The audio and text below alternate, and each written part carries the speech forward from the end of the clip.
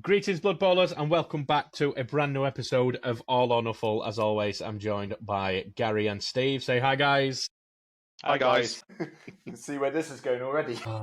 And, well, before we get into the topic of today's episode, has anything gone off Blood Bowl-wise, either in the wider community or out us personally? I'm attending another tournament this month.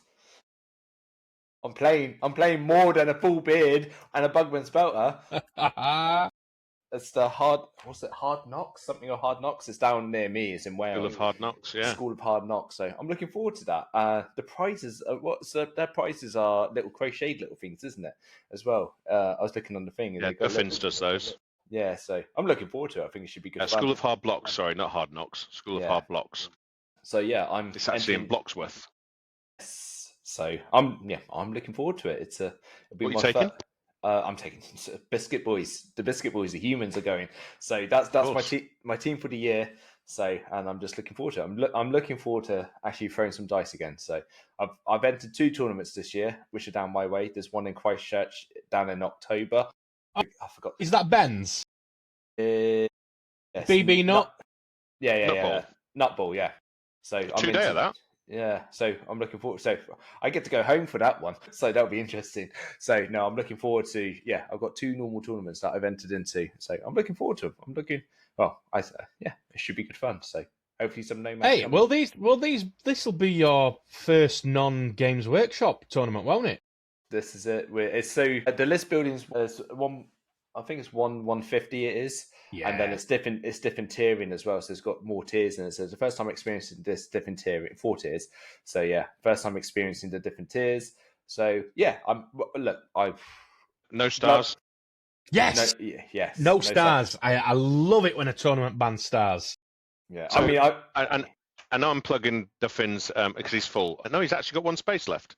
He has got 1 space left, but he is the person. Yeah, he is the person who started a conversation in the Southwest Tournament Organisers chat around should you have stunties with stars and a stunty cup in the same tournament?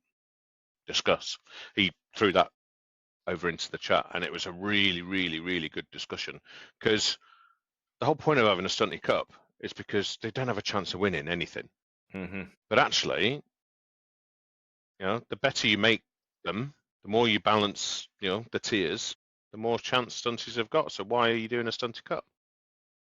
So that's why he's done no stars and a proper stunty cup. No, I can get down with that. Yeah, absolutely. I can absolutely. I completely get it. We're considering not having a stunty cup, but I don't think you can not have a stunty cup, can you? No, you've got to. I suppose in the wider Blood Bowl world, just off of that conversation we've just had, there has been quite the controversy surrounding Maple Highgrove, the star player. Games Workshop recently released rules for them, her, he. I don't know what it is. In the Almanac. Yeah, and it's causing quite the stir because it's a pretty damn nasty star player. It's pretty... Not even looked at the stats. I'm trying not to swear, but it's a lot. What's the name? Maple what? Maple Highgrove. Highgrove. Let's have a look. Oh, I've got the stats here in front of me. So for 210,000, I know, Gary. I know. For 210 grand, you get a stat line of 3 movement, faster than the traditional tree by 1 square. And you get strength 5, so it's actually 1 strength lower than the usual tree. Edge 5+, passing 5+, armor value 11+, which, same as a tree. Pretty standard stat line for a tree. However, the interesting thing is when you get to the skills and the special ability. So the skills it starts with is Brawler. So that when you roll block dice, you can re-roll a both down in that dice pool every time you roll one. Mm-hmm. Grab is reverse sidestep. So instead of them getting to choose anywhere in their tackle zone where to move, like what you do with sidestep, you can put them anywhere in their tackle zone. You manipulate where they go. Loner 4+, obviously, to determine whether you can use a re-roll or not. Mighty Blow +1. They could have made that star player truly broken if that was Mighty Blow +2. Yeah. After that, you got stand Firm, which is also pretty standard for a tree. Tentacles, which I always get Tentacles mixed up with Prehensile Tail. One moment, Carla. Tentacles is where opposition player then marking voluntarily moves out of their square. They roll a d6 and add the strength of that player to the roll. Subtract the strength of the opposition player. It's that one. Oh, right, okay. So they're an absolute nightmare to get away from then, pretty much. Mm-hmm. Thick Skull, meaning that you need a 9 to KO him instead of the usual 8. Which, all of that for 209k probably doesn't sound that nasty. But the special ability, Vicious Vines, is a once per half, not a once per game, a once per half ability. When Maple declares a block action, he may do so against an opposition player who is 2 squares away, following all the normal rules for making a block. Though he may not follow up, this block action cannot be performed as part of a blitz.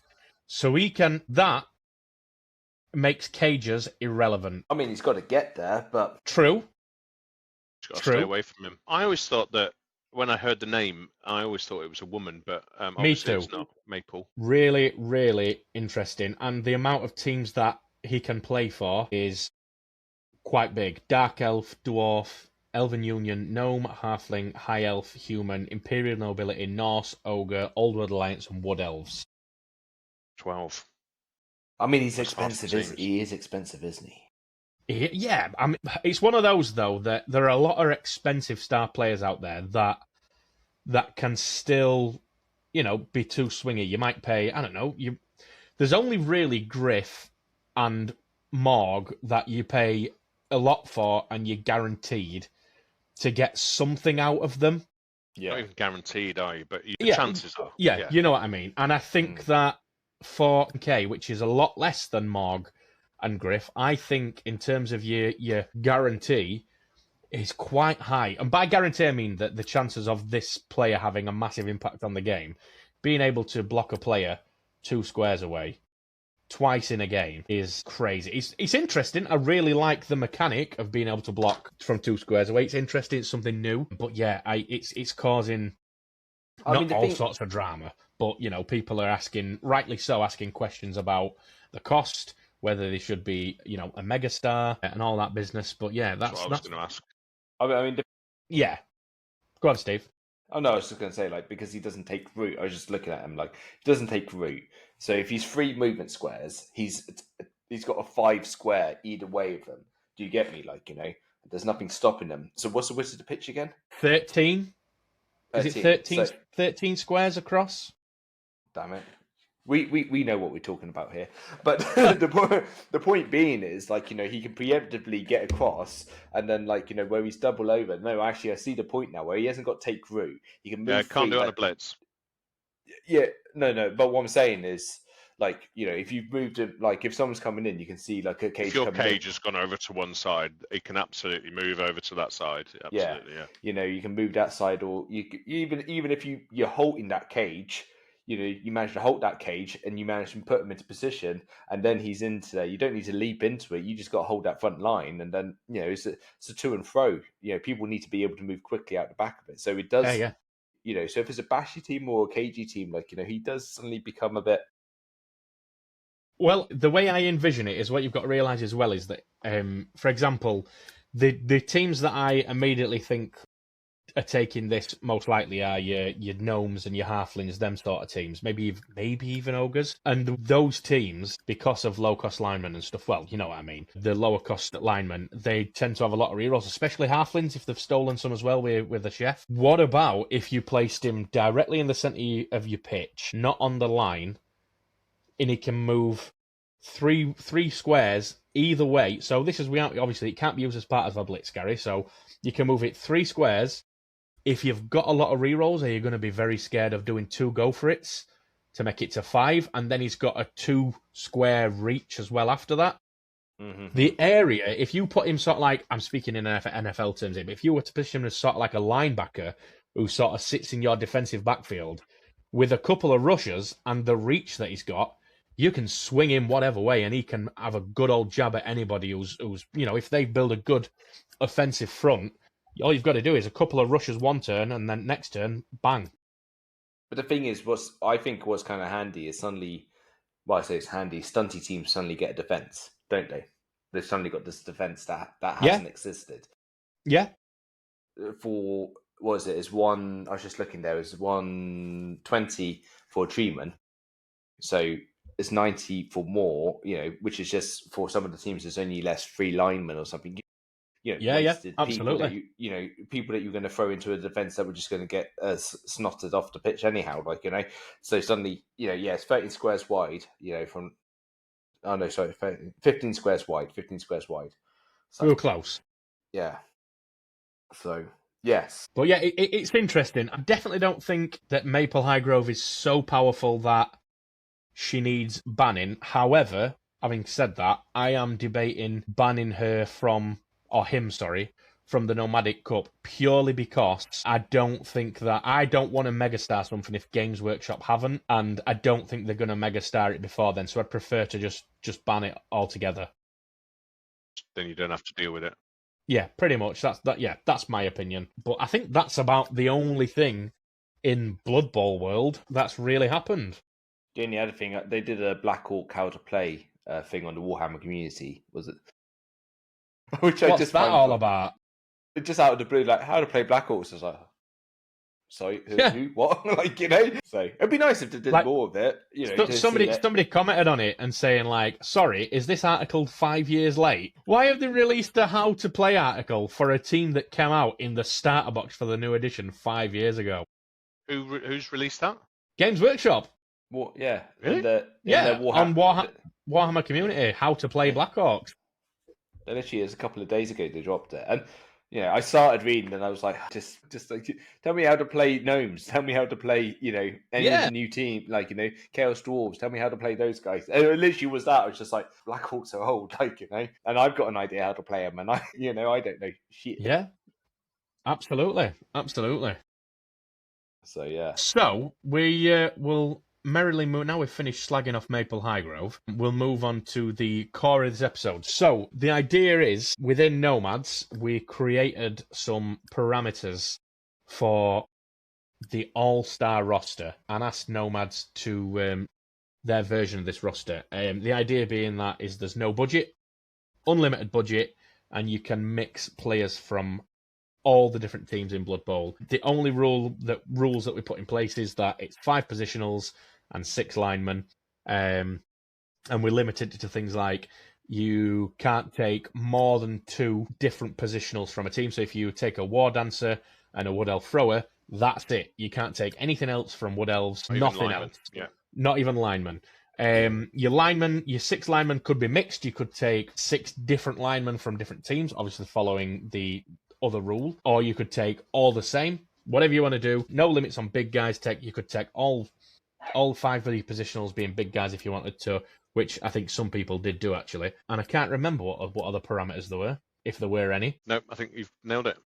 I think that's it. I think so. We got quite a few submissions, to be fair. I think we got about 12, 13, 15 if you count the 2 incorrect ones that Tom sent me before he got it right.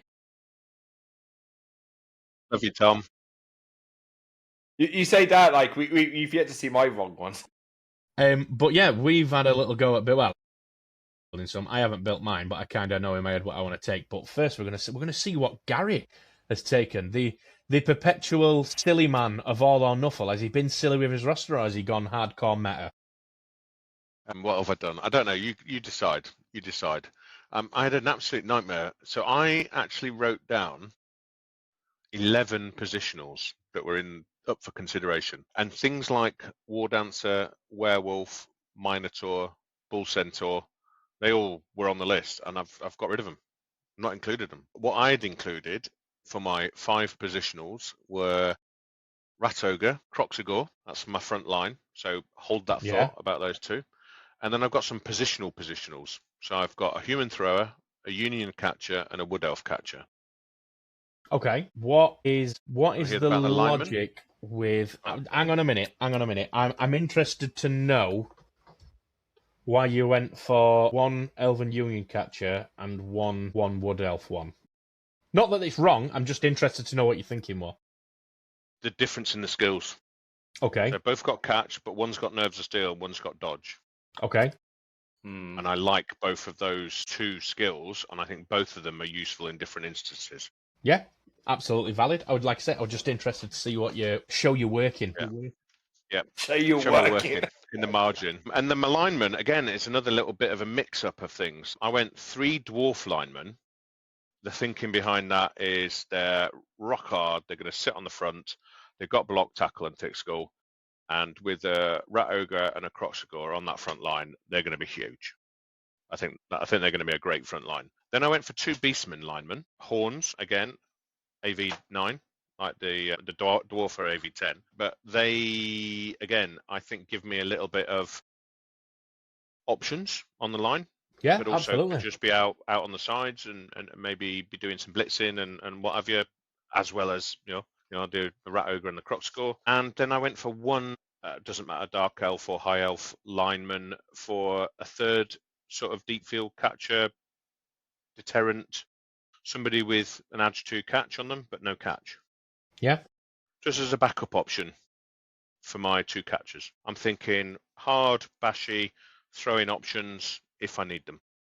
Yeah, you kind of got the best of both worlds of that, and you can smash people to pieces, and when you've thinned the numbers, you can sort of run around them and throw passes around them and stuff. That's the idea, isn't it? Yeah, and the movement isn't too bad as well. So all my positionals are 6s and 8s. My catchers are 8s, but my big guys are 6, and my human throwers are 6. And my linemen, apart from the dwarves, are 6s as well. Linemen are only 4s. So I think they're the Achilles heel, aren't they? But you get the skills and you get the AV10. They just, you're going to have to, I don't know, they're going to slow you down a little bit. Yeah. I suppose, I mean, what movement are they? Are they movement 4, the dwarf linemen? 4, yeah. Yeah, I suppose if you played them, like, as I say, smashing your opponent to pieces with the linemen and your big guys, eventually you'd like to think there'd be a bit of a numbers advantage that'd mean that getting those movement 4 dwarf linemen into key areas is something that is not less common, but is less necessary because your opponent's going to have less people spread thin. But yeah, if you struggle with your armor rolls and stuff, then yeah, I would imagine that movement forward eventually become a little bit frustrating. Do you know what I'm thinking? Could you imagine if this was competition rules, a tournament, a resurrection tournament? It'd be a very expensive tournament because people would have to buy 12 different teams. Worth it. Cool. There you go. So yeah, so that was mine. That's I think that's good. I like I think there's probably 3 schools. No, maybe 4. Maybe 4 schools of thought approaching this. You've got the people who are building a list to just be as silly and as chaotic as possible because it's one of the rare opportunities you get to build a roster like that. You've got people who are going to lean super, super heavy into Bash, who are going to take all the heaviest hitters. Then you've got people who are going to take all the fastest, all the best throwers, and then you've got people who are going to take a healthy mix and try to do a bit of everything, kind of like what you've done. So yeah, I like that, mate. It's a good one, that. Shall we have a look at some Nomads submissions? No. Let's go. Yeah, no. No. Thanks for your efforts, guys. But we can't be asked to just tell people what you just bear with me a second. I'm just dragging every single email into junk. Thanks for the effort, but we're only here to talk about our list. So thanks. Yeah. Sorry. You know what? Already straight off the back, you made me. I mean, I know I should have stuck with my list, but I've changed one thing on my list off the back of what you said, Gary, and I'm sticking now. But it is interesting. It's definitely interesting how you played certain things there. But yeah, it would be interesting to hear because all the players that you've not put in, I've got in. Just so I was just like. So yeah. Well, we can have a talk about why I once you get your list, we can have the talk about the whys and wherefores of why I didn't and yeah. Oh no, I mean it's just interesting that, like you said, Baz, it's like you said, I think there's about 4 different schools of thought, so it's gonna be interesting to see it or hear it because yeah, absolutely. There's no right answers, is there? This is just a bit of fun. No, there are some wrong answers though. I've seen some of these rosters. There are some people in here, bless them, who have taken bless their little cotton socks. 5 positionals, all with negatrates. If they all roll that, it's game over. I just 5 big guys. Your positionals shouldn't have a bloody negatrate. That's it. Like, you know, I mean, maybe one, maybe 2. Yeah, one of mine. You need players that can actually activate every turn. Mm-hmm. At least a few. So we'll have a look at who we got here first. We've got Simon Whitehouse. Thank you very much for your submission. He's gone for a full stunty mixed team. Nice. So brilliant. Crazy fucking idiot. Goblin lineman. Got to be goblin lineman there. We'll go through. Well, what do you want? Do you want to hear his lineman first or his positionals? Which do you think would be a more interesting way to hear it? I mean, lineman, isn't it? I think the positionals kind of add the flavor to it. No, I don't. I reckon let's do the lineman first. That might give us a bit of insight into where he's gone. That's what I mean. That'll tell us what he hasn't. Yeah, what he hasn't hasn't been able to do. He's split. He's not taken all of one type of lineman. He's got 3 different varieties of linemen, all of which are stunty. He's definitely gone gnomes then. He's gone 2 gnome linemen, 2 halfling linemen, and 2 skink linemen from the lizard man team. Oh, right. That gives him a lot more options for goblins then. So he's obviously gone heavy. He's definitely gone 2 goblin positionals. Indeed, he has. Correct. He's gone for a goblin pogo stick.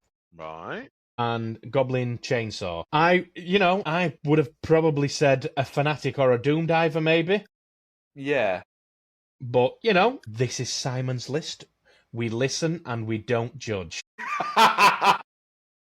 He is wrong. We're only nothing about stunties. We're only kidding, Simon. This actually gets a little bit interesting after this. So he has taken a big guy. He's taken the man. Has he taken the illusionist?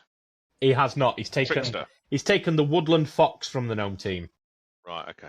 Which is interesting. I think secretly, and we can get you on for an intervention if you want, Simon. I think he secretly wants to play gnomes more because this is a gnome list. It's got a tree, it's got a woodland fox, he's got 3 gnome linemen, he's got some halfling linemen, which let's face it, are basically gnome linemen. A halfling catcher. He's tried to stay. I know he's playing a lot of stunty at minute. And he's tried to stay like super true to his love of stunty while trying to keep it mixed. My change on that, I would be I would have taken different goblin for some, a fucking bomber or some shit. I mean, what was the other positional that we haven't talked about yet? So we got halfling catcher, goblin pogo stick, goblin chainsaw, woodland fox, and a tree man. Treeman, halfling catcher. Right. Okay. Yeah. I would have changed Treeman. Someone with a little bit. I know he's kept tier 3, hasn't he? You would have gone with the ogre or something. Something with a little bit more movement on it. Trees haven't got throw teammate, have they? Yeah. Have they? Yeah. Have they? Yeah. Oh, brilliant. Yeah. Yeah. He could have. Oh, he could have even. That would have been interesting if he'd have binned off the tree man and bin off another one. Yeah, and take the ogre runt punter. And a normal ogre, so you can kick and throw a teammate in the same turn. That'd be interesting. That would have been interesting. Not that we're saying your list's not interesting, Simon. We're just analysing it. And remember, we listen and we don't judge. I don't. I judge. It's shit. No,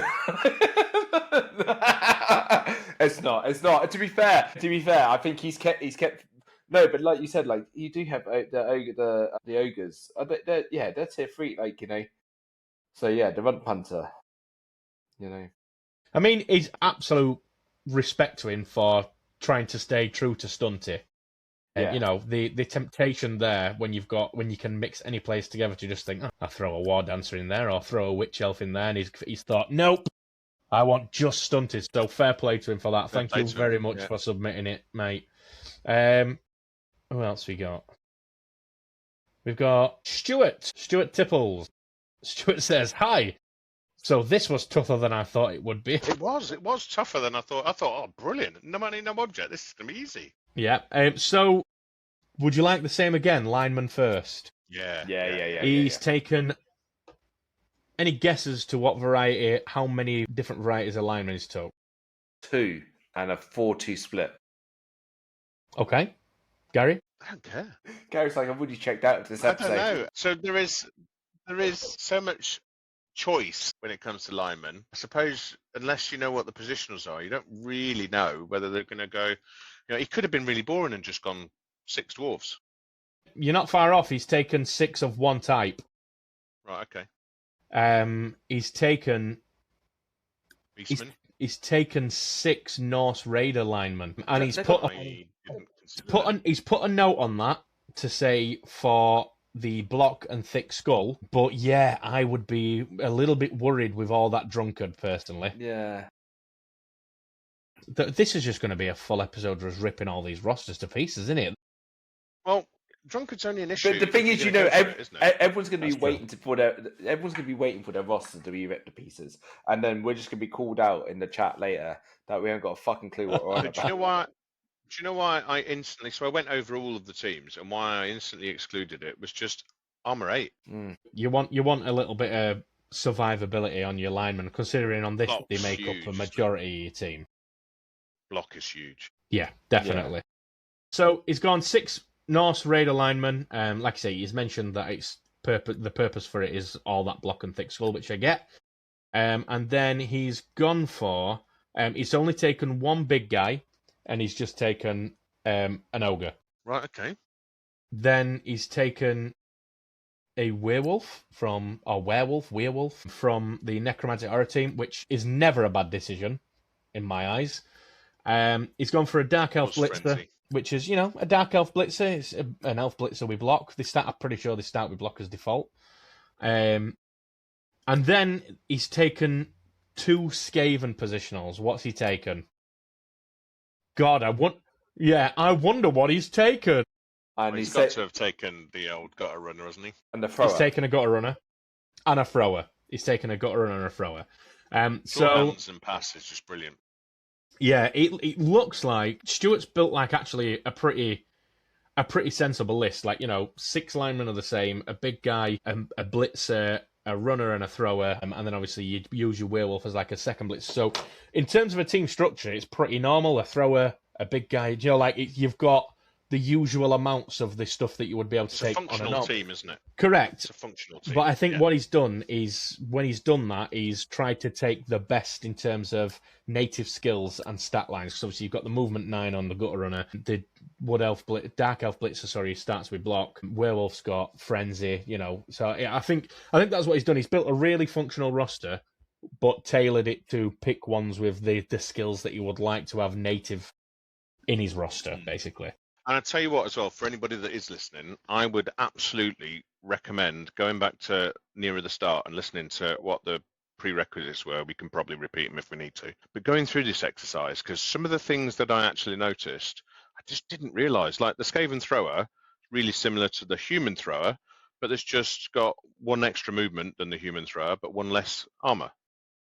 Same skills, same everything. And there's so many other positionals and linemen and all of that sort of stuff. They're so similar. And actually, it does help you understand what the strengths and weaknesses of the different teams are. Oh, yeah, absolutely. Well, to be fair, what I'm probably going to do is, towards the end of this episode, go through the prerequisites and get any listeners if they want to email in, and we can see if we get any more for next episode. We'll do one an episode. We could do. Let's drag the arse out of it for a full year. It's that, like, if you put it up there, like, what is going to be the best one, and we can rate them, like, we can give our own rating to it, and then at the end of the year, why not? People can get that, they can win something, that warm fuzzy feeling that they achieved something on this small podcast. If you want to give me gifts, I would like to just go like, here's a clap. Single clap. Yeah, there you go. That's all we got the budget for. Yeah. So we'll do 1 more of the Nomads entries, and then we'll talk through yours if you're ready, Steve. Or have you changed it again? No, not changed it again. I did one change. And it actually had nothing to do with Gary. It's the way he changed his lineman. Then I had a think, and then I did a change. And I'll explain my change. So the next entry is from everybody's favourite German fellow, I don't mean that guy. It's David Hasselhoff. It's Mirko from Leipzig, the gentleman who travelled all the way from Leipzig to join us at the Bugman's Belter. And he says, hey guys, this is a great idea. Straight off the bat, he sets expectations. Here's my completely imperfect list. I admire the honesty. I point for the honesty. So, we'll do positionals first this time. Mix it up. Bit of variety. As they say, it's the spice of life. He has 5 different positionals. So. He has 5 different positionals. Did I get it right? Oh, nearly. How did you know? He nearly did. He nearly did, to be fair. So he's gone for... In fact, no. Part of the rules, you have to have 5 different positionals, don't you? No, you can take... We meant 5. Sorry, you... One of each. Yeah, sorry. I misunderstood what you meant. So he's gone for an ogre runt punter. So he's planning on kicking some teammates instead of throwing them. A goblin doom diver. Nice. A mummy from the undead team. Okay, strong. An orc blitzer and a python warrior thrower from the Amazon team. Good thrower. Very good thrower. Native dodge skill, which is always very powerful. Does anybody want to... On the ball, pass, and safe pass. Want to hazard a little guess as to what lineman he might have taken? Now you've... Because last time Gary said, it's hard to guess the lineman without knowing the positionals, so now I'm assuming he's going to get these right. I'm still saying 40 split. There's 2 goblins in there, and it's something with a little bit of guts on that. He's got to have some stunties in there because he needs to kick them around. I'm going to say 3 dwarfs and 3 stunties. Oh, so close. He's gone for 4 dwarves and 2 stunties. He's gone for 4 dwarf linemen, and he's gone for a single skink. Right, okay. And then skink can't be thrown, though, can it? No, I don't think they can be thrown, but the last one he's gone for is the Goblin Bruiser lineman from the Black Orc team. So yeah, he definitely, you can tell from Mirko's list, he's definitely up for, well, I'm going to say throwing some players, but booting them down pitch. But then again, 4 dwarf linemen is enough to bolster that line, isn't it? With all them skills. I thought about 4. And am I right in thinking that all the skills that you get and how strong they are they only 60k? 70. 70. That's still pretty cheap. I think it's 70. Let me double check because, as we well know, we did have a typo. Yeah, 70. Okay, and they get block, tackle, and thick skull. Yeah. And armor 10 is just bonkers. And you don't want them, Edge 4+ and passing 5+. You don't want them to be agile or passing or anything like that. You don't get, just write those skills off. Yeah, no, absolutely, I agree. So we'll take a quick break from going through Nomads ones. Let's go through yours, Steve. What have you got for us? Yes, Steve. And an appalling team I have. So shit. It's shit. It's going to be shit. I like it. Yeah, he said he'd build a roster, but then he pulled out at last minute. Fucking ass. That's harsh. That is harsh. It's almost as if he's never going to let you live that down. I don't think he will. When's your next tournament out of interest, Steve? Oh, my next tournament is Bloxworth, isn't it? It is Bloxworth. It's literally around the corner from me. You're definitely going, yeah? 100% I'm going. Just round the corner from you. Just round the fucking. You're never going to live it down. I can't walking live it down. Walking distance, I could. Yeah. He lives next door to the venue. Yeah, literally there. and then I can't make it. My car's not working. I'll be calling you to pick me up. Sorry, Steve. I'm that close. You can come pick me up and bring me back. I'll get the bus. So anyhow, right. So the team that I've gone for. So starting off with the linemen, I've gone for 4 Beastman linemen because they're armor 9 and they've got the horns. So it's a +1 strength on the blitz. So they're strong but move around. So a little bit better. They're basically human linemen with horns. So, and I like the human lineman. And then I've gone for 2 goblins. So, from the Black Orcs. So, 2 goblins in there. And then my positionals, harking back to the Wood Elves, I've gone for a War Dancer, because leap, getting into those cages. A Wood Elf Thrower. I didn't really look too much into throwers, so I kind of went with what I know. I'm pretty sure there might be a better thrower out there. I don't know what is the best thrower, but Wood Elf Thrower. And then I've also... Depends on what you want, doesn't it? Different skills, I think, is what separates them. It's just the skills that they have from, because I don't think they've got short hands. I'm not sure. I can't remember if they do. I know they've got pass, but I don't think they've got short. No, they haven't. That's why I went for the human thrower. So, but that's it. Picking up the ball is a real problem for me all the time. Then I've also gone and thrown in the gutter runner. So naturally. Nah. So thinking on that, is the thrower goes to a war dancer to a gutter run, like I'm from one end of the pitch to the other end of the pitch in no time. I've got a werewolf in there. And then I also got the ogre, so throwing around with a one-turn touchdown or throwing some goblins around the pitch. So that's my mix. Like it's basically a better version of a human team, is what I'm thinking. A werewolf would regen as well, So yeah, that's what I think. So you've Claws taken of Friends is brilliant. Oh my god, it's great. So you've taken a human team and basically said, "Here's what I'd add to them to make them better." Make them better, So it's basically, as opposed to having halflings who have movement 5, goblins got movement 6, So and then I kept the ogre, they're pretty good. And it's just having runners that can run, and a better blitzer is a war dancer. Widow thrower is a better thrower than you can. Who the best thrower is. Werewolf is just a better blitzer again at the end of the day, and plus with it's got frenzy and plus regen as well. So yeah, it's all those bits. So that's my. I tell you what. Let's have a little natter. What do we think? Who's the best thrower? And by best thrower I mean the best at throwing the ball, not who starts with block or starts with sure hands. Who do we think is the best thrower of the ball? So they've got to have prerequisites. Got to be +2, hasn't it, for the pass? Yeah. Yes. So in that mix, 2+, you've got Skaven.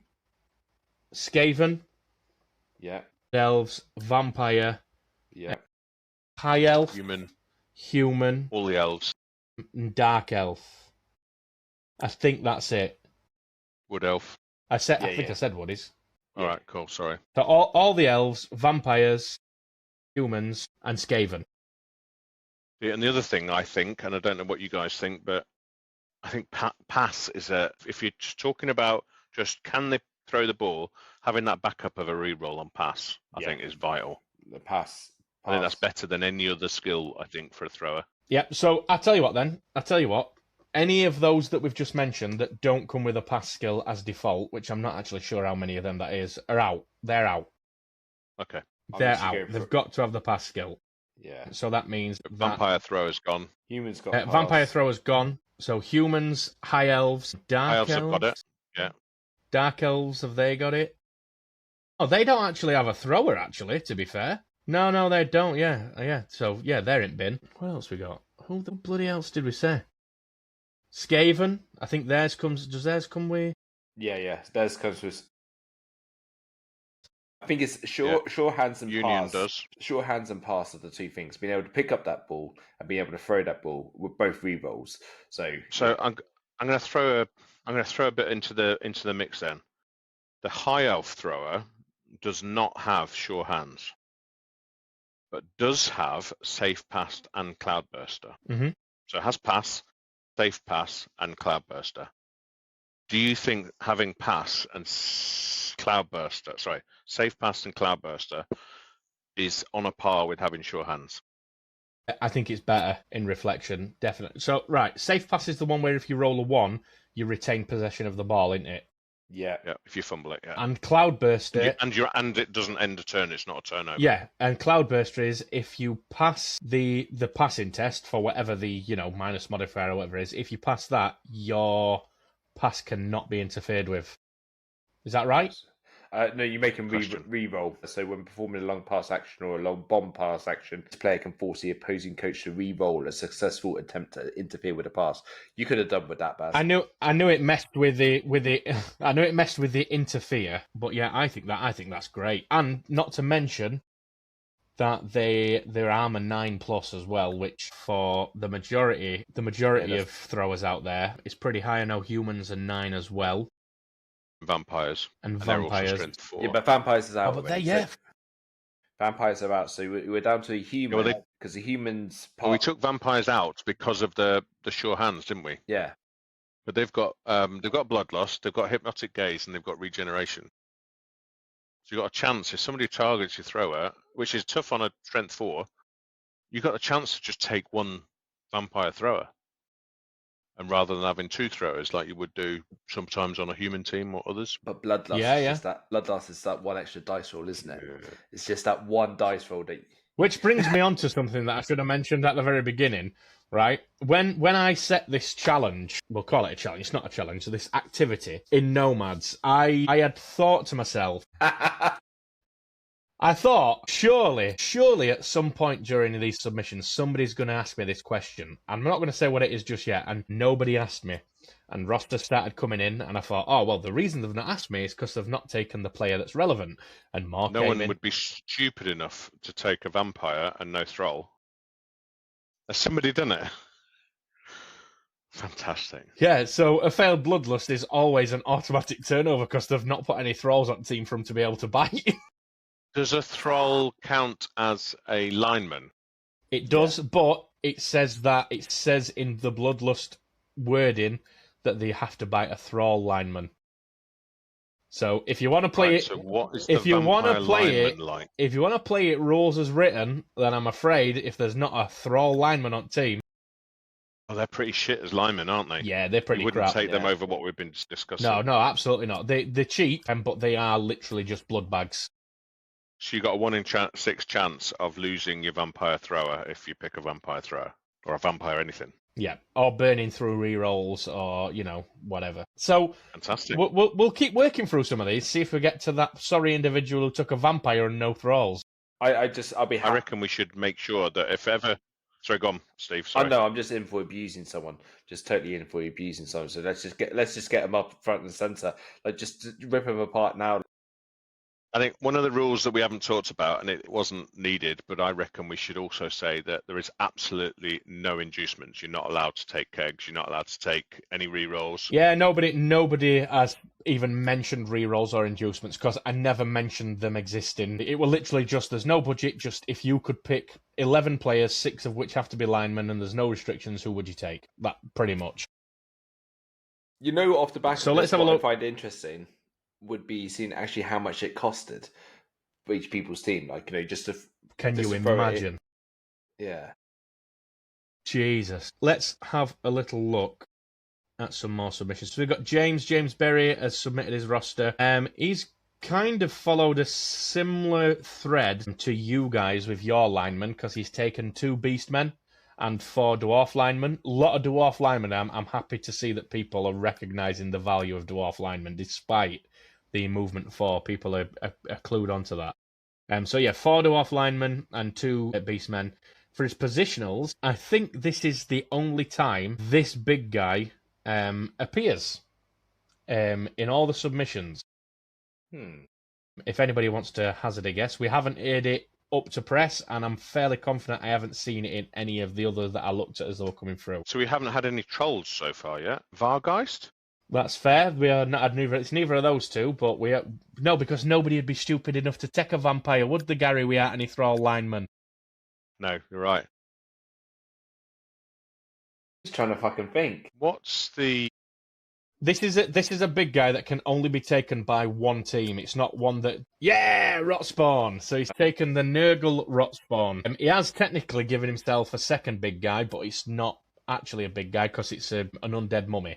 No negatrate or anything. It can move around like it isn't a big guy, but it's still strength 5, which is just insane. He's taken a high elf thrower. As we've just been talking about, we now know what the value of a high elf thrower is, so clearly he's tapped into that. An Elven Union catcher. He clearly has an affinity to Nerves of Steel, much like you, Gary, which I don't blame him. An absolutely fantastic skill. And he's gone for a Goblin Hooligan. So yeah, he's going to be doing equal measures of throwing, smashing, and... well, with the hooligan, just outright carnage. I actually like his list. That's his mode. That's a really good list. That's probably, I'm going to say it, that's probably my favourite so far. And I like the fact that he's used the Rotspawn, because I feel like the Rotspawn, because it can only be used by Nurgle, and many people who play Nurgle don't tend to take it, it's just getting bonus points because the Rotspawn's in it, if I'm honest. I love the skills on it. I know the loner 4+ is a bit of a pain, but apart from that, disturbing presence, foul appearance, loner 4+, mighty blow, plague ridden, really stupid, regeneration, tentacles. What's not to like? Strength 5, 10. I know movement 4 is a bit of a pain. Yeah, but it's not that much lower in exchange for all them skills compared to other big guys. Yeah, thanks for that, James. I like the variety in that one. Yeah.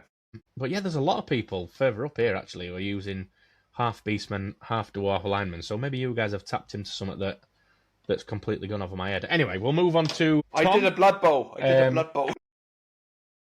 We'll move on to Tom. Bless his soul. He submitted this about 4 times because he got it wrong every single time.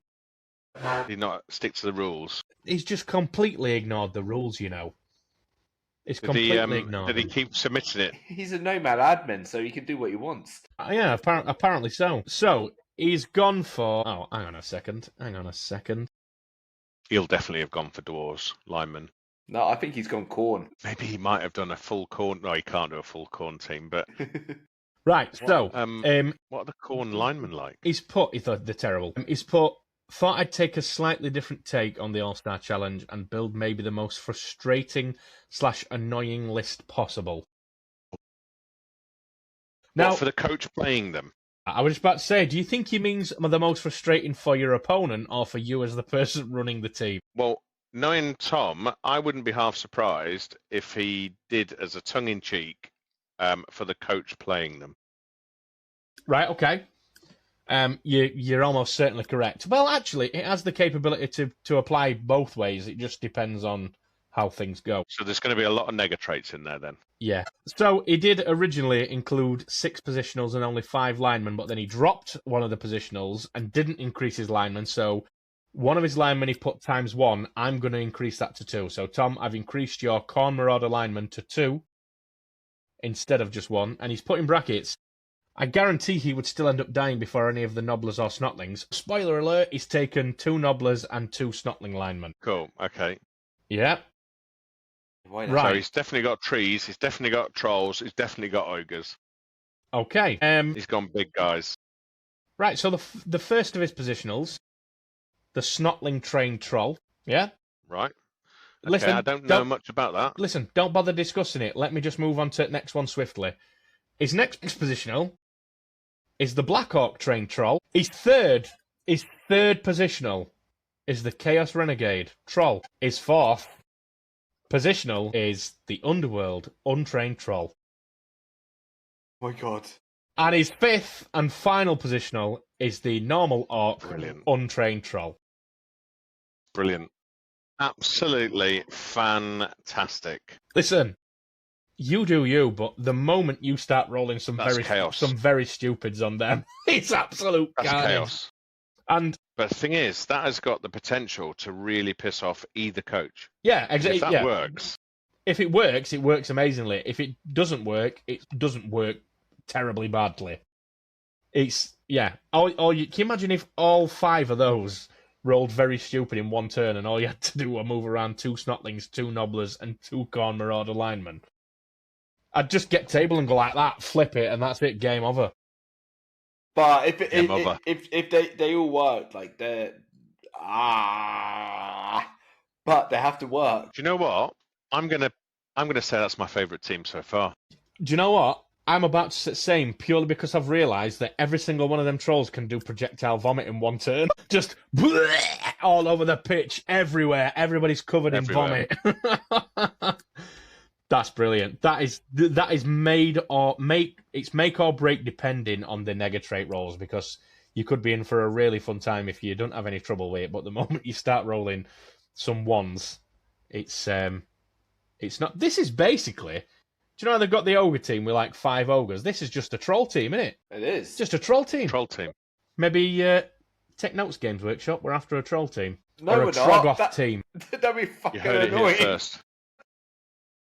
A Troggoth team. Yeah, I like that. It took him 3 attempts to get it right, but that's a very fun list. And if I could garner enough trolls, I'd definitely be up for giving that a go. Who do we have next? Oh, how many we got left? Jesus, we got like another 6. I wish people had stopped being so responsive when we ask them to do stuff. Fucking hell. Yeah, stop being good. Yeah. Pack it in. We've got Adam Archer, who has submitted his roster, and he's gone for... we'll do positionals first this time.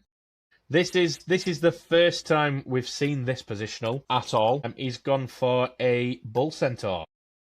About to say Bull Centaur or Minotaur. Yeah. And Ogre Blocker from the Ogre team, an Elven Union Blitzer, a Gnome Beastmaster, and a Necro Werewolf. Gnome Beastmaster. I like that. Yeah. I like the fact that he's included a Bull Centaur, because they are pretty nasty. They're mints. They are mints. Don't they start off with? Do they have jump up, sure feet, and sprint?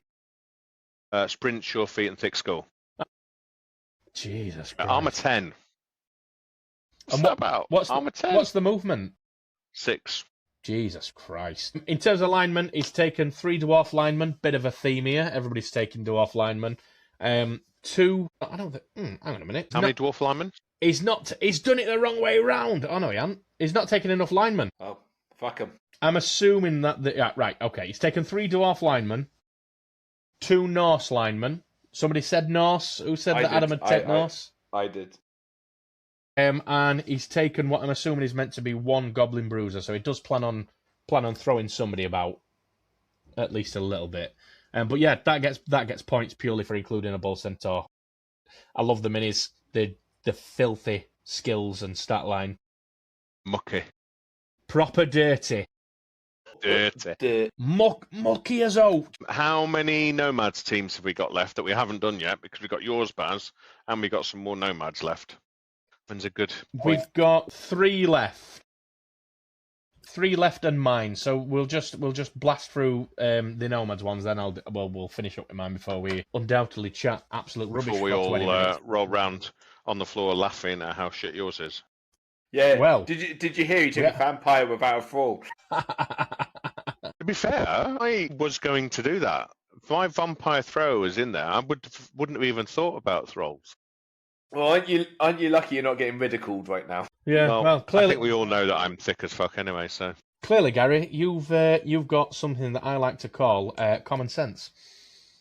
Unlike not very common. Unlike someone we all know that we'll find out in a little while. Anyway, Alex has emailed us in his roster. He said, "Hi Baz, I've gone for something a bit different than first thought, which tells me that he maybe built a couple of times and settled on something that were wholly different to what he wanted to take. Still, although I love your confidence, your originality, Alex, but he's got 11 Space Marines. He said he's something a bit different, but the linemen are pretty much on the nose with what everyone's taking. He's taken 4 dwarves. He's taken a single beastman, and then he's taken a skink. We've seen skink dropped in there a few times, so I hate to break it to you, Alex. You are not the hipster that you thought you were. Fucking I think he is. He wasn't there first. Alex is an absolute hipster. To be fair, as are the rest of us. His positionals are actually a little bit different. 3 of them I don't think we've actually seen yet. Ooh. Interesting. The 2 that we have seen is the Necro Werewolf and an Ogre from the Ogre team. And he's quite cleverly put in brackets next to the Ogre just to specify that this is from the Ogre team to avoid having Loner, because the Ogres on the Ogre team don't have the Loner skill. So up until this point, everybody, if you put an Ogre in your roster, we're assuming that it's the Loner one. So you should have been like Alex and specified it. Apart from the Rump Hunter. Apart from that one. The 3 that we haven't seen yet is, I can't believe it's not been mentioned yet, is a War Dancer. Well, it was on my list, wasn't it? And I got rid of it. I said War Dancer.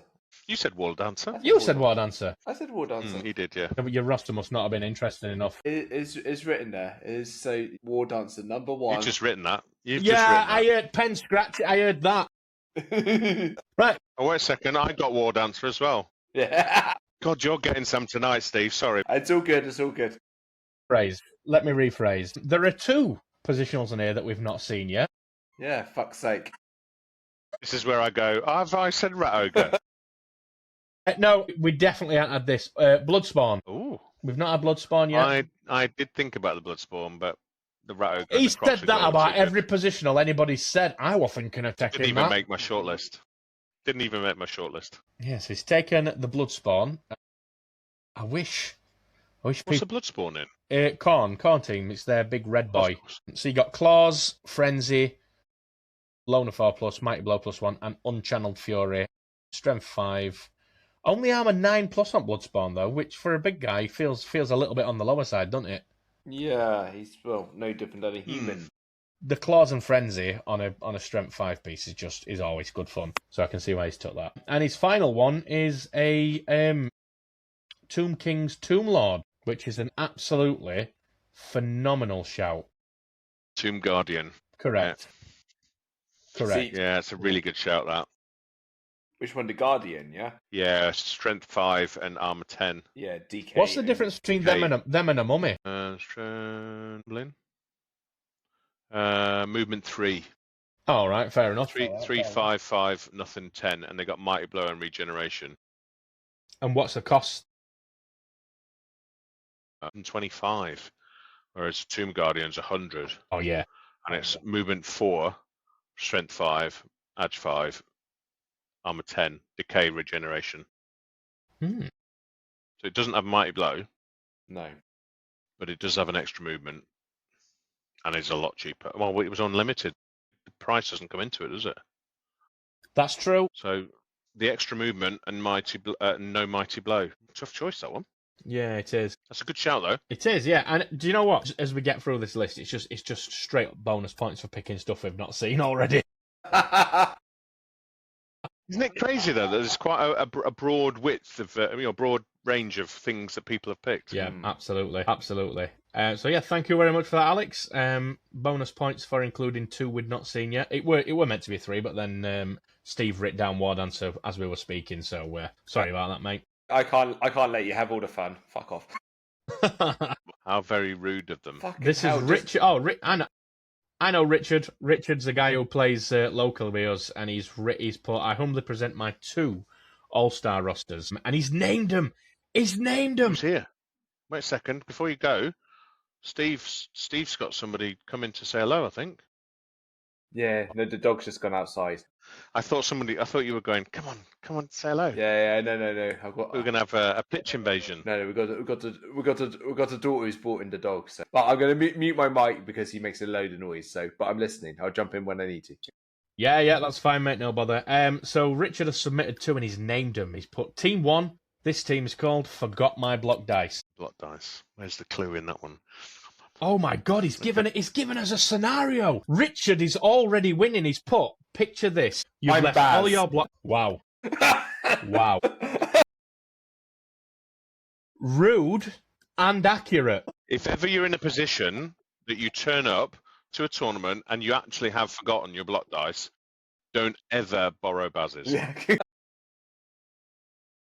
So, he's put, picture this, you've left all your dice at home, but for some reason have parts of 6 different teams of you, and you've managed to scrounge some D6s from players around you, and this roster is born. You get to play with projectile vomit, stabbing, breathing fire, chainsawing, bombing, fouling, or otherwise dodging away with line women. The team value for 4 players comes to 60k. So after that, if you were using them, you'd be able to take some bribes and keep all those secret weapons on the pitch. I know we didn't say anything about inducements, but it's kind of foreshadowed that if this roster did exist, this is how much it'd cost, and then you would potentially have stuff left. I love the idea that he's gone with, I've forgotten my block dice, and actually, I don't need them. I love it. So, he's gone for Amazon Eagle Warrior Line Women, all 6. They are strong. Yeah, they are. They're really good. Really good. He's gone for a Renegade Troll, so he's got some projectile vomit. No need for any block dice there, just projectile vomit every turn. A Dark Elf Assassin, no need for any block dice, just stab every turn. A Chaos Dwarf Flamesmith, absolutely no need for block dice, you can just breathe fire every turn. A Goblin Loony, again, no need for block dice there. And a Snotling Fungus Flinger, no need for any block dice. I think a Loony is probably my favourite player. Whenever I'm playing, I've never played. I don't think I've played goblins properly, but yeah, I just love seeing that thing and imagining it just going mental on the pitch. It's absolutely brilliant. It's unstoppable, but it's chaos. Absolutely, just what it epitomizes Blood Bowl for me. Yeah, pretty much. Is again. That's a great roster. That's the best. That's the most imaginative so far. Bonus points so far. I like it. I really like it. Right, so his second one, he's put. So this is called OWA but strong, and he's put basically this is just the OWA roster. I love this, but he's picked the OWA players, but from other rosters because the OWA players are shit. Yep. So because he's picked them from the original teams, they no longer have animosity. Amazing. So basically, this is the OWA roster without any animosity or loner and just a slightly better thrower. I ran out of positional slots, so combined the roles of the OWA Human Blitzer and OWA Human Catcher into the Nobility Blitzer. Fantastic.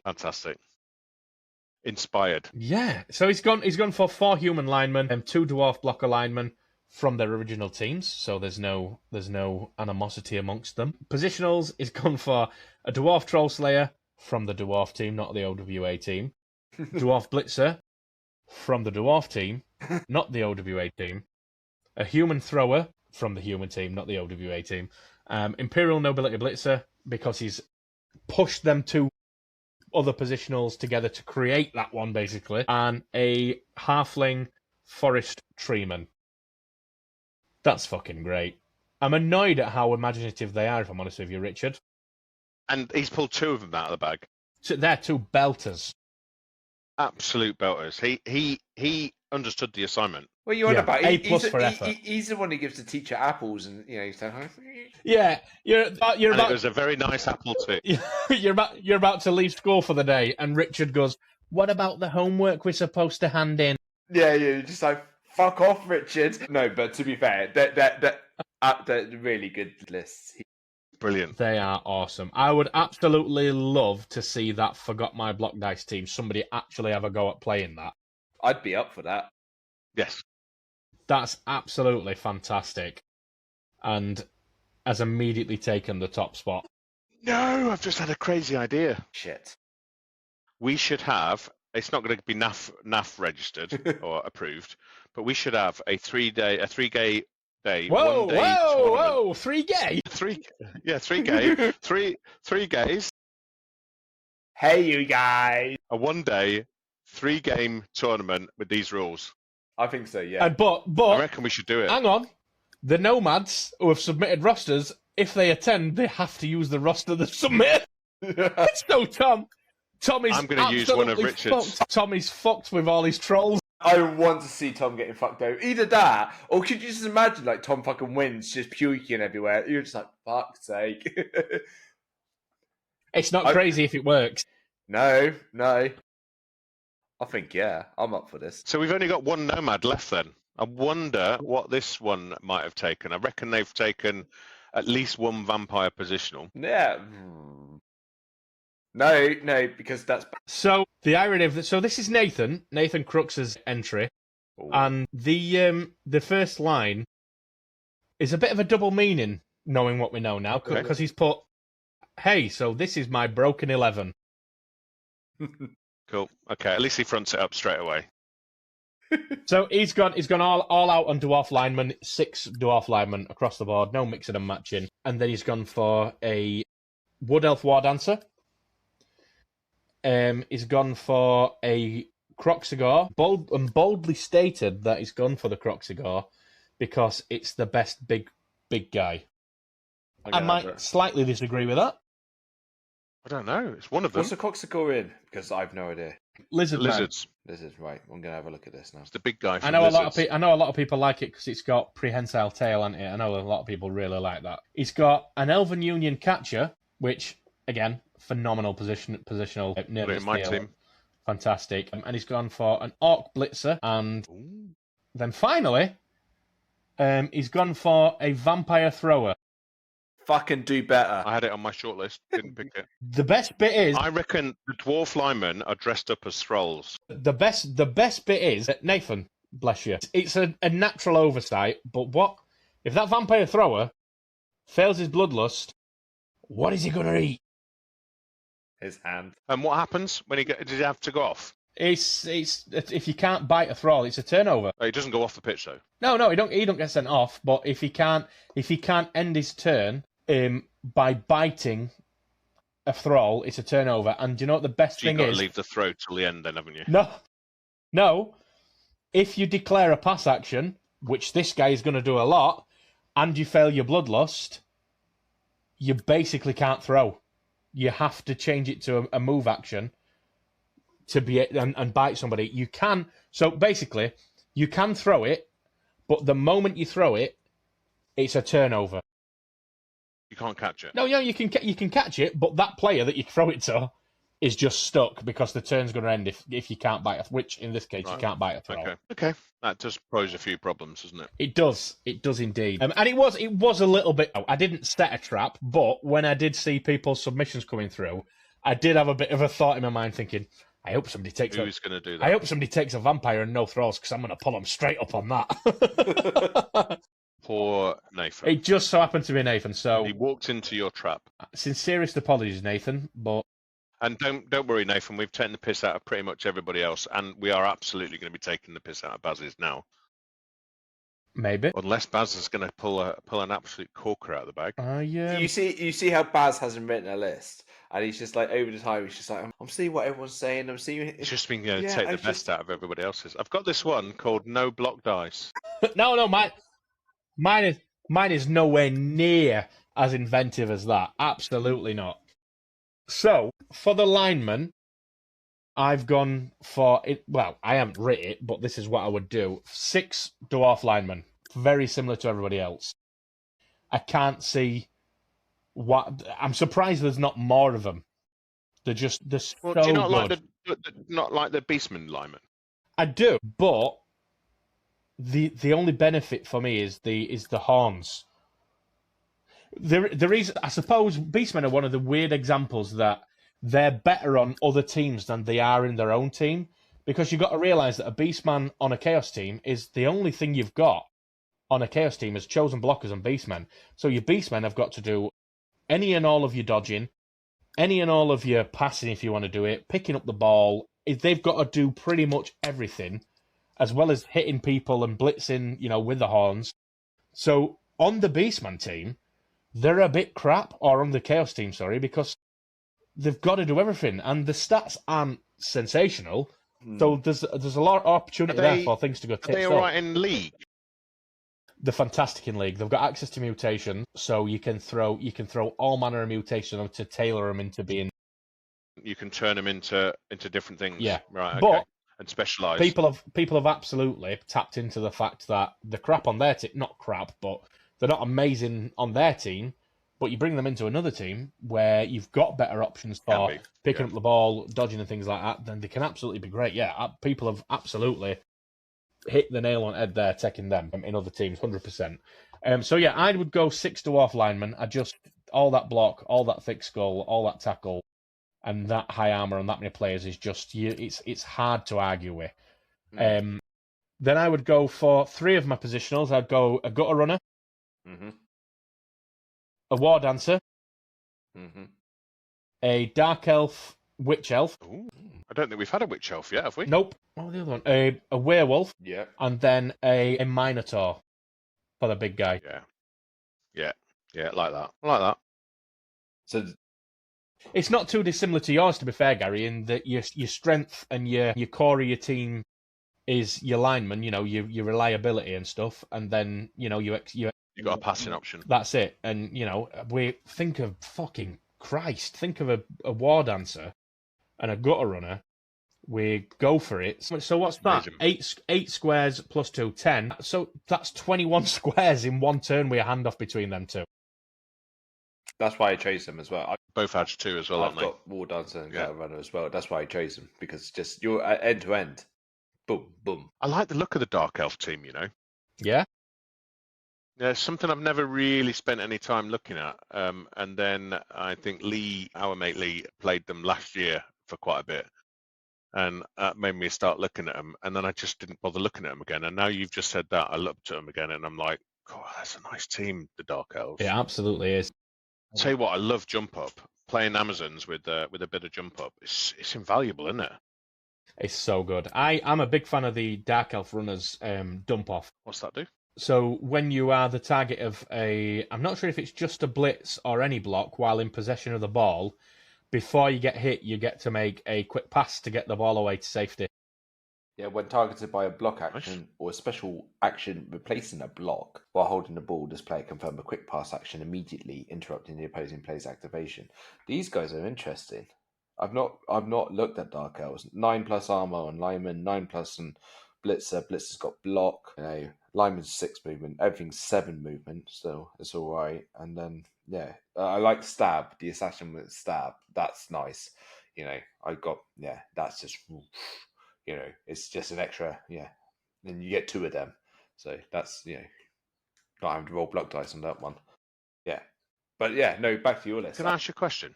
No. So with the dump off skill, if somebody decides they're going to hit the player with dump off and he's got the ball, and he passes it off, hands it off to somebody, does that person still have to hit him?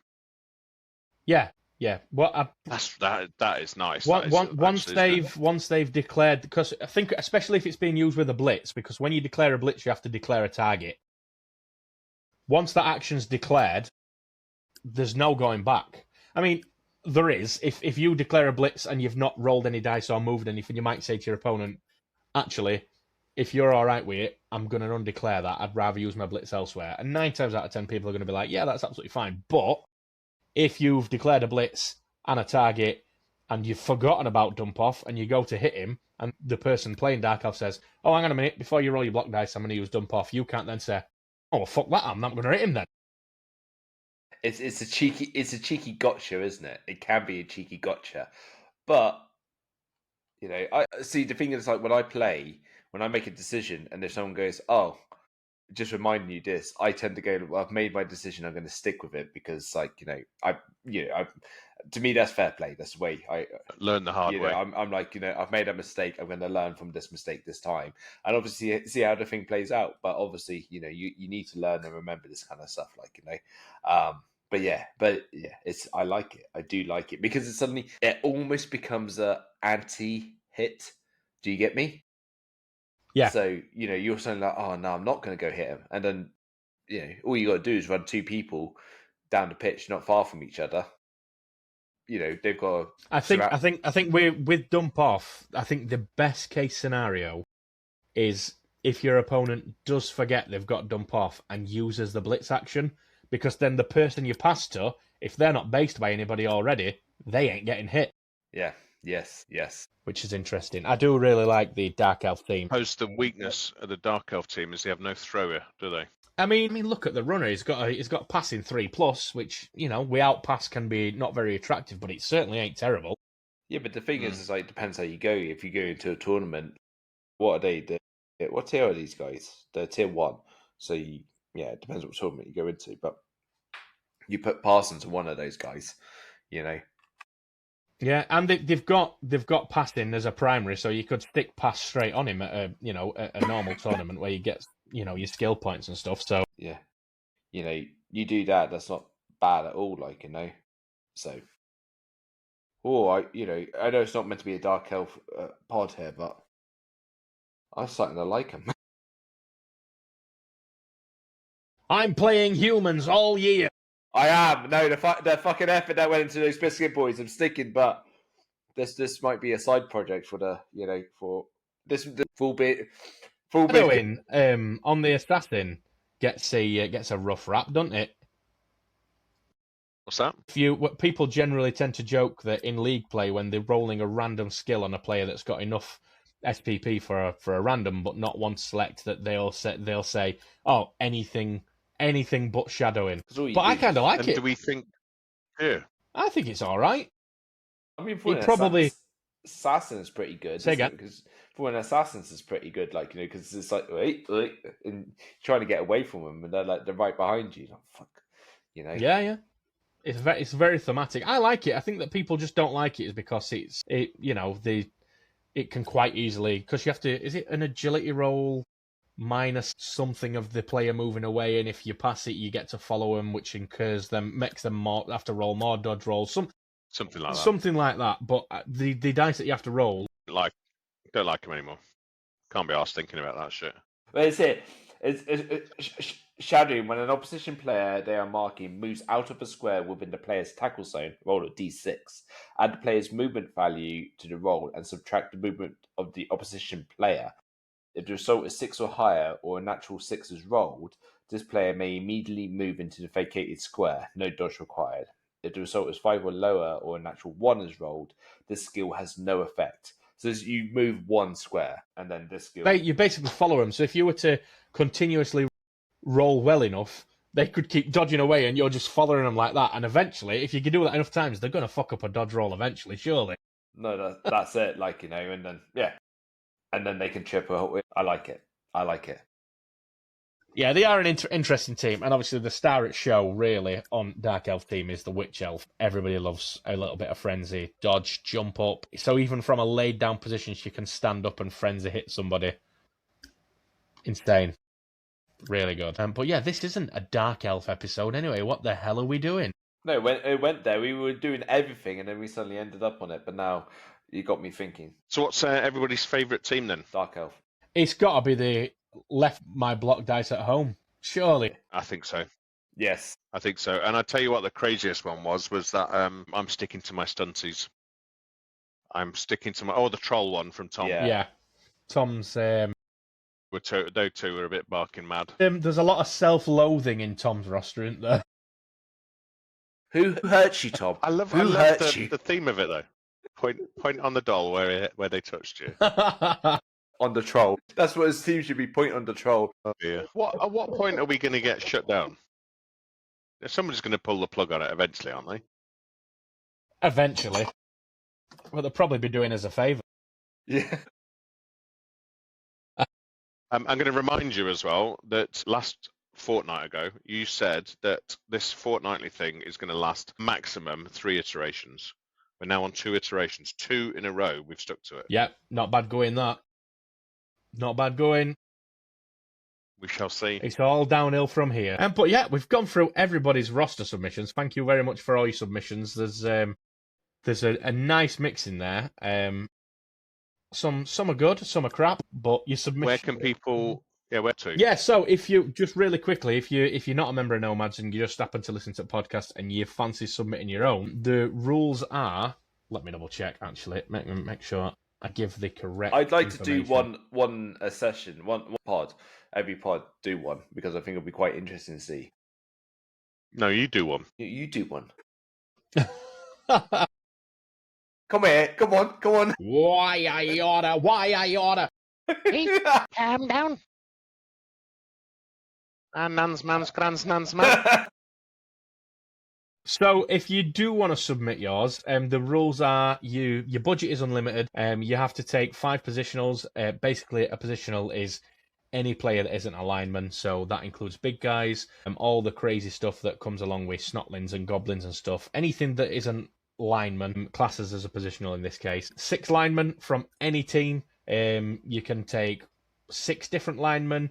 6 linemen that are all the same, 3 of one, 3 of another, however you want to do it. The only stipulations is that you may only take 1 of each player, even if more than 1 can be taken on that player's native team. So if you take a war dancer, you can only take 1 war dancer. You can't then, for your second positional, take another war dancer. Just 1 of that particular team, regardless of how many on its native team can be taken. That does exclude linemen. And like I say, all 6 of your linemen can be from the same team, if that's what you want. And the only other stipulation is no more than 2 player types from each team. So if you take a gutter runner and a rat ogre, you can't take anything else from the Skaven team, and the same applies for whichever team it is. And if you do want to have a go... that includes linemen. It does indeed. It does indeed. Bear with me. If you do want to submit one, the email address is nuffles, nuffles, no apostrophe, _ nomads@outlook.com. And we'll see how many we get, and we'll probably see if we've got some to discuss. Or, like Steve says, maybe one an episode or something moving forward. That'd be pretty good. Mm-hmm. The All-Star roster dictionary corner. And if you're interested in a tournament, an unofficial tournament that would play to those rules, then let's talk about it. Let's get the crazy people together in one room. Yeah. If you are interested in a tournament following them, Steve says he'll do one. You can host one, Steve. I can host one, can't I? Yeah, but I won't be there. I won't turn up to my own tournament. You could get a whole bunch of people to bring a whole bunch of teams together, so people aren't going to be short of stuff. Oh God, can you imagine the bloody nightmare of remembering what player off from which person's team if you mixed and match? Oh my God, the headache. You'd have to submit your rosters in advance, and we'd get them 3D printed. Yeah, at cost to the players, of course. Yeah. Baz will pay for everybody. Yeah, why not? So yeah, if you are, like I say, if you are listening and you're not a member of Nomads, and you do want to submit some, pop it into inbox and we'll mention it at some point on a future episode. Is there anything else anybody wants to cover, wants to say, wants to plug, anything like that? Steve, do you want to plug your podcast, mate, just in case we've got any 40k players that wrongfully play anything other than Blood Bowl? So I saw it's a bit 40k, it's a bit wargaming all over. Down where I am, Third Space and Jedi Archives, we've started our own podcast. We are doing the Imperial Rerolls, which is basically the Nomads, but 40k, which is a beginner, well, to us as a beginner or beginner-friendly tournament team where we go to tournaments and lose, and you can join us and we can all be happy losing together. So, but we're doing a podcast. It's called Third Space Tabletop Talks, and we cover all sorts of bits and pieces on there. And that's coming out every other fortnight. So I do these guys on one fortnight, and on the other fortnight we do the other one there. So yeah, and it's just right now it's a bit of chat. We don't really know what we're doing with it, but yeah, if you fancy, just listen to another. If you just need a fix of three idiots talking every week, I can fill that for you as well. Like so. Careful. Okay, Steve, sorry. Nobody wants to think about you filling voids. Okay. Well, I was in the White Dwarf. Oh, talk for yourself. We'll talk about this afterwards. And on that note, guys, thank you very much for listening. We'll be back in 2 weeks' time, and let's keep it going. Surprise ourselves. Let's do 3, then bin it off. Yeah. No. I'm enjoying this. It gives me something to do on a Monday night. But yeah, thank you very much for listening, guys, and we will catch you on the next one. Bye. Bye-bye.